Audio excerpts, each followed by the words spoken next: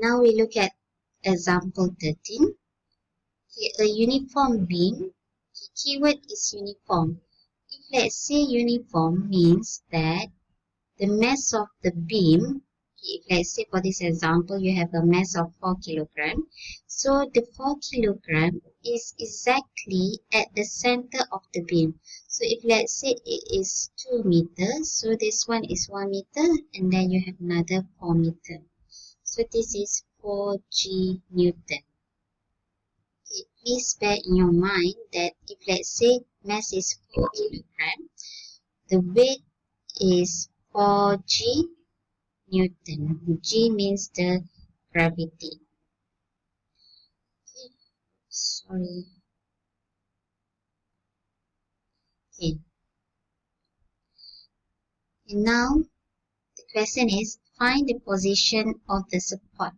So how do you want to find the support? Okay, which one is the support? So the support is here. Okay, and then another keyword is if the beam rests in a horizontal position. So rest means the rod is in equilibrium. It doesn't move to the right, to the left, or up and down. Okay. So how do you want to find the position? The keyword position means the distance. So here the distance of S. So actually the question is you have to find S. Okay, how do you want to find S? Okay, you can use any point at this rod. But because the question already gave you the distance, the support, so we can just use the point at C. Can you find the moment about C? Okay, how many poles do you have? We have 3G, we have P, 4G, and 1G. But because you use the moment about point C, so P, you cannot find any P because the distance is already 0.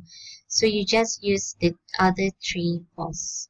Okay, the first one is the mass is 3G, and then the distance is S. Okay, and then is it rotate clockwise or anti-clockwise? So if let's say you pull the beam at this direction, so it will move anti-clockwise.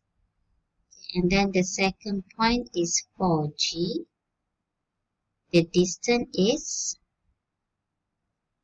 as we mentioned earlier, let's say it is 2 meters. So from here to here, it is 1 meter. And then another one is 1 meter. So if let's say this is S, so here would be 1 minus S. So the distance is 1 minus S.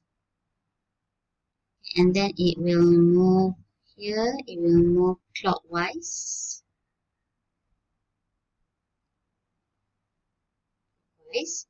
And then we have 1G. Distance is 1. And then we have another 1 minus S. Then it move here, so it move clockwise, so equal to 0. If let's say you want your answer all in clockwise, so this is 3GS anti-clockwise, so you just put a negative there. And then you have 4G minus 4GS clockwise. And then you have 2G minus GS clockwise equal to 0.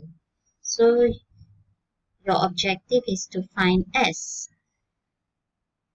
So we have negative 7 8GS is equal to 456. So negative 6G. And then your S is negative 6G divided by negative 8G. 3 over 4. So your S is 3 over 4. If the question asks you find P. Let's see. How do you find P? Let's see, the question asks you to find P.